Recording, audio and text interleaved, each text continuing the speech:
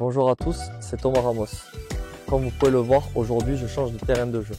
Avec Fraissinet, nous partons à la rencontre d'agriculteurs passionnés sur leur terre. Dans cette série, sur tous les terrains, on va partager avec eux leur savoir-faire, leurs défis et leur vision du futur. Aujourd'hui, je suis à la Bretonnie avec la famille Borne, spécialiste de la noisette, noix et de la prune dente. Allez, c'est parti, suivez-moi. Yann, Grégory, merci de me recevoir chez vous. Est-ce que vous pouvez vous présenter votre exploitation et nous dire aujourd'hui ce que vous cultivez? Oui, donc bienvenue ici à la Bretonnie, en Lot-et-Garonne, dans les côtes nord du Lot-et-Garonne. On est sur une exploitation familiale où aujourd'hui avec Yann on a repris donc la suite de nos pères et d'un de leurs frères qui ont décidé dans les années 90 de se lancer dans l'arboriculture et en particulier dans la culture de la noisette auquel a été associé également de la noix et de la prune dente destinée à faire du pruneau. Et aujourd'hui, donc, on est sur une propriété de 120 hectares, dont 90 hectares sont en noisetier. Avec plus de 100 hectares comme tu le disais, j'imagine que ça demande pas mal de travail. Quelle est la période de l'année où ça bouge le plus ici? Alors forcément, pendant la récolte, donc quand les fruits sont mûrs autour du mois de septembre, mais on a la chance que nos cultures soient assez mécanisées, mais on a aussi quand même du travail toute l'année, donc l'hiver on taille, c'est ce qu'on fait en ce moment. Au printemps, on a tous les travaux de protection du sol et de la fumure. Et après, on a un petit passage un peu plus cool pendant l'été, mais après, dès le 15 août, c'est le début de récolte jusqu'à fin octobre. Pour faire le lien avec le monde du rugby, il faut savoir qu'ici, donc, on la joue en collectif, puisqu'ici on travaille en famille, donc on est 4 donc, à travailler sur l'exploitation. Yann, moi, notre oncle encore. Nos pères qui sont à la retraite mais qui viennent nous donner un coup de main notamment à la récolte. Et depuis peu on accueille aussi une cousine à nous qui a souhaité se réorienter. Donc c'est avant tout une aventure collective. Et après nos fruits vont dans une coopérative et où là aussi c'est également on la joue collectif. Yann, tu parlais des sols.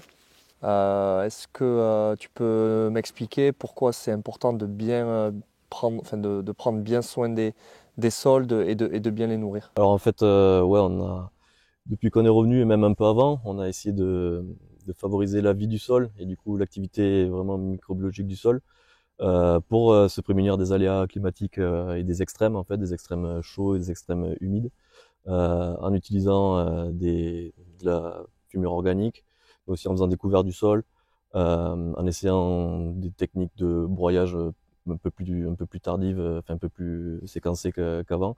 On essaie de faire revivre le sol pour justement qu'il y ait plus de vie et que du coup nos arbres et les racines de nos arbres se sentent mieux en fait. Si je peux faire un parallèle, c'est vrai que nous, on dit souvent pour développer un bon jeu sur le terrain, il faut que le terrain soit parfait. Et souvent, on se plaint quand on a une pelouse qui est mal entretenue. J'imagine que pour vous aussi, au final, ça rejoint ce que tu disais, c'est que si vous entretenez pas bien vos terres, peut-être que les récoltes seront moins bonnes. C'est exactement ça, mais alors en plus avec de l'arbo, il y a une inertie qui est vachement forte de ce qu'on fait cette année. On va sûrement voir les fruits que dans plusieurs années. Et donc du coup, c'est ça qui est aussi un peu difficile à appréhender. Mais bon, on essaie de faire des choses bien. On dit pas on a la recette miracle, mais on essaie de faire les choses bien pour améliorer ce sol qui est notre capacité à produire. Donc on a des vergers qui ont aujourd'hui une trentaine d'années et le but en effet c'est que ces vergers continuent à produire et pourquoi pas pour les 30 prochaines années si on peut, qu'on les mène jusqu'à notre fin de carrière et que ça bénéficie peut-être à la génération suivante. Et aujourd'hui les produits Fraissinet donc qui sont à base de matière organique, alors on en a un exemple derrière.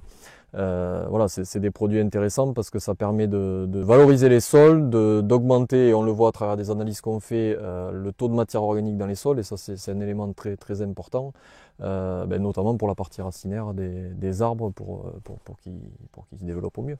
Aujourd'hui, avec l'évolution de notre société, les attentes des consommateurs, le climat, pour vous, quels sont les grands défis de demain? Alors le climat, en effet, on en parle beaucoup en ce moment. Le monde agricole, on est très concerné par ce qu'on peut appeler le dérèglement climatique. Il est avéré. C'est vrai qu'aujourd'hui c'est un enjeu particulier, pour autant c'est pas la première de nos inquiétudes parce qu'il faut savoir que par le passé, ici, et c'est ce qui a permis d'implanter l'arboriculture, on a mis en place ce qu'on appelle des retenues collinaires, donc qui permettent de stocker le surplus d'eau qui tombe l'hiver pour pouvoir s'en servir en période estivale. Et nous aujourd'hui ça nous sert à permettre d'arroser nos arbres pour qu'ils gardent du feuillage et nourrissent au mieux les fruits pour derrière obtenir de la qualité. Par contre, il y a un autre enjeu qui concerne les ravageurs, donc notamment des insectes qui s'attaquent à nos fruits. Aujourd'hui, il faut savoir qu'on a des ravageurs, et notamment un en particulier, la punaise diabolique, qui est arrivé d'Asie il y a à peu près 10 ans, et qui s'est implanté petit à petit en France et qui est capable de piquer la noisette et de la rendre impropre à la consommation. Mais il faut savoir qu'en France, on ne nous autorise pas à utiliser certains de ces produits qui sont efficaces contre cet insecte. Et pour autant, il y a d'autres pays en Europe qui peuvent les utiliser. Et donc si on fait un parallèle avec le rugby, encore une fois, c'est un peu comme si toi demain on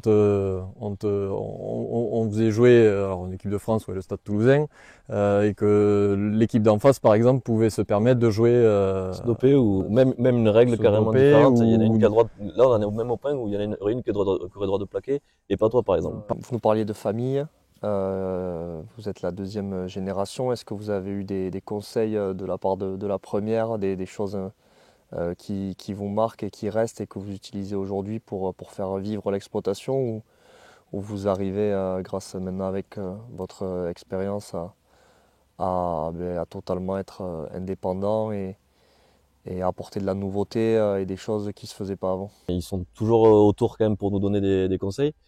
Ce qu'ils nous ont, je pense, transmis, c'est l'importance du groupe. Déjà entre nous, qu'on soit groupés, ça paraît logique, mais même dans nos coopératives et avec tous les groupes qui nous entourent. il faut savoir qu'aujourd'hui cette coopérative elle regroupe 300 producteurs. Et face aux enjeux qui nous attendent là et qui sont vitaux encore une fois pour se défendre contre des ravageurs, c'est très important pour nous aujourd'hui justement de ne pas être isolés et de continuer à travailler en groupe. Grégory, Yann, merci de m'avoir reçu chez vous et de m'avoir un petit peu expliqué votre quotidien et ce que vous faisiez sur votre exploitation. C'était hyper enrichissant pour moi, donc merci à vous et bonne future récolte, je l'espère, pour vous.